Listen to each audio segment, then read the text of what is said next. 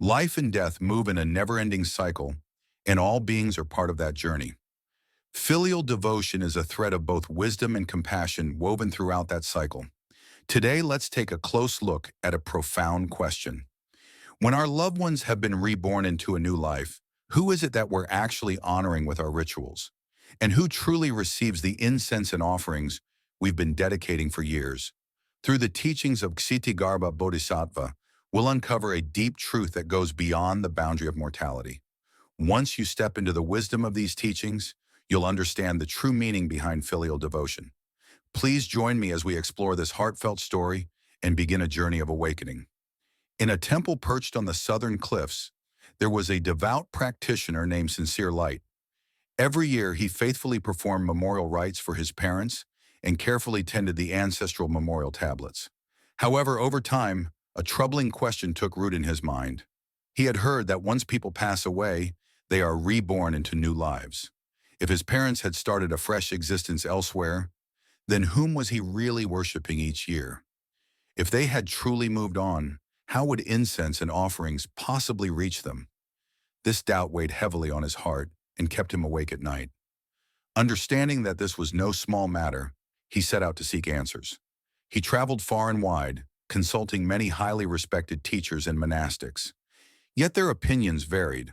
Some advised him to continue the rituals to show filial respect, insisting that even if his parents were reborn, heartfelt devotion should not be abandoned. Others claimed that once a person is reborn, there is no further need for worship, as their new journey has already begun. Still others suggested performing rituals that transfer merit, helping departed relatives attain better circumstances in the cycle of rebirth. These conflicting responses left Sincere Light more confused than ever. One day, with his worries still unresolved, he arrived at the hall dedicated to Ksitigarbha Bodhisattva. Inside, the Bodhisattva's gilded statue shone with compassion, holding a wish-fulfilling jewel and staff.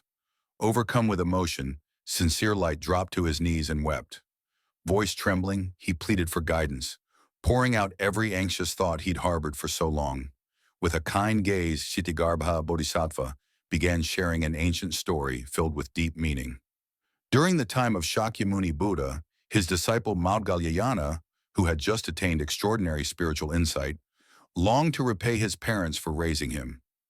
Using his clairvoyance, he looked for their whereabouts after death. To his horror, he saw that his mother had fallen into a realm of immense suffering. He rushed to bring her food, hoping it would ease her hunger, but each time she tried to eat, the food burst into flames. Heartbroken and powerless, Maudgalyayana turned to the Buddha for help. The Buddha gently explained that caring for our parents goes beyond providing for them in life. We must also grasp the truth of the cycle of birth and death once they pass. Maudgalyayana's mother suffered in that painful realm because, in her life, she had been greedy and had not cultivated virtue. To truly help her, he needed to rely on the power of the three treasures: the Buddha, the teachings, and the spiritual community. The Buddha instructed him to offer food and necessities to enlightened monks on the 15th day of the 7th lunar month, thereby creating vast merit. By dedicating that merit to his mother, he could rescue her from torment. Sure enough, following the Buddha's words, Maudgalyayana succeeded in freeing her from suffering, and this became the origin of a significant observance in many Buddhist traditions. While this story brought Sincere Light some clarity, he still looked unsettled. Ksitigarbha Bodhisattva could see the remaining doubt in his eyes and continued, explaining that rebirth is very real. However, there's another dimension to consider: the intermediate state after death, lasting up to 49 days. During that period, the deceased remain aware, able to see and sense offerings from their living relatives. Sincere Light nodded, realizing that, at least in those weeks following death, his offerings would be received. But he asked, what happens after those 49 days? Ksitigarbha Bodhisattva replied that the path one takes in the next life depends on their past actions, both good and bad, and on their strongest thoughts at the moment of death. These create the conditions for rebirth. To illustrate this, the Bodhisattva told another story. There was once a farmer named Hillfield who deeply missed his parents after they passed. He dreamed about them often. Sometimes they comforted him in these dreams. Other times they just looked at him silently, filled with emotion. but the more frequently they appeared, the more anxiety he felt. One day, Hillfield encountered a wise teacher who told him that his profound longing had turned into an attachment so strong it might disturb his parents' peace in their new lives. Even though they had already begun anew, his relentless yearning could interfere with their well-being. From that day on, Hillfield chanted prayers and cultivated virtue, dedicating all the merit to his parents. He sincerely wished them safety and happiness in their rebirth. Gradually, he stopped dreaming about them, and his heart found peace. Through this experience, he discovered that real filial devotion isn't just about clinging to external rites, but about using compassion and insight to transcend the boundary between life and death.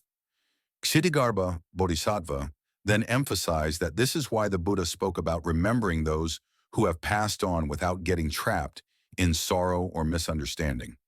We should honor their memory but also accept the truth that all things are impermanent. True filial respect means facing life's changes with wisdom and kindness. Someone in the crowd then asked, if our ancestors are already reborn, is there any point in continuing to hold memorials for them? The Bodhisattva explained that these rituals have three essential purposes. First, they keep us connected to our roots, passing on our family's values and history. Second, the good energy created through these observances can be dedicated to relatives who have passed, aiding them in their ongoing spiritual journey. Third, these memorials teach younger generations about life and death, reminding them to make the most of the present and to practice kindness and virtue while they can. Even so, Sincere Light hesitated, hands pressed together in reverence, and admitted he still had a lingering worry. Every year we burn incense and set out offerings, but if our ancestors have already moved on, who is actually receiving these things? What or who are we really worshiping? A hush fell over everyone as Kshitigarbha Bodhisattva's gaze swept across the hall. In a solemn tone, the Bodhisattva said, "You have arrived at the heart of the mystery. This is a truth long hidden from ordinary view, one that can reshape our understanding of life and death. You see, you're not just worshiping the spirits of those who've passed. When you approach the altar with sincere devotion, the rising fragrance of the incense carries a powerful force. It is the force of your heartfelt intention, strong enough to cross the boundary between life and death. There is a remarkable power in this universe known as will, or aspiration. When you yearn for your loved one's well-being with all your heart, that collective energy does not simply vanish, even if they have begun a new existence. It gathers and forms a protective influence that can bring blessings and refuge to them in their rebirth. You might think these memorials are purely symbolic, but in truth, each respectful bow and each fervent prayer is like lighting a lantern in the darkness. Even if they have forgotten their past life, the light of your devotion can guide them when it's needed most, shielding them from hardship.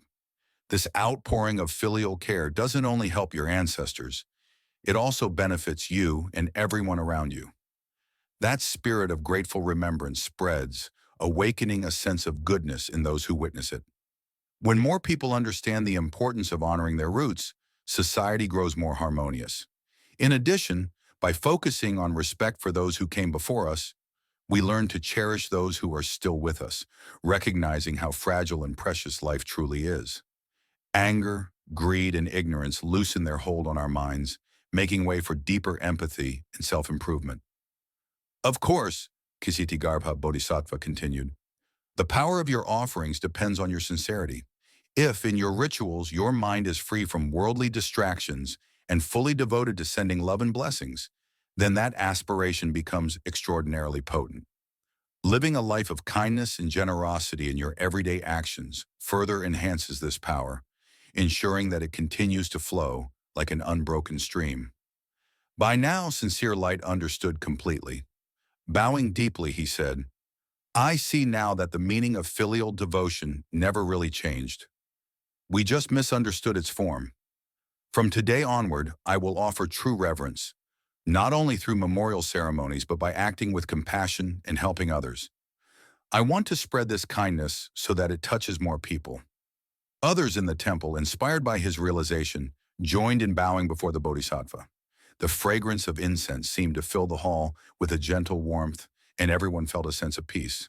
Kshitigarbha Bodhisattva looked upon them with a smile, knowing that the seed of understanding had taken root in their hearts.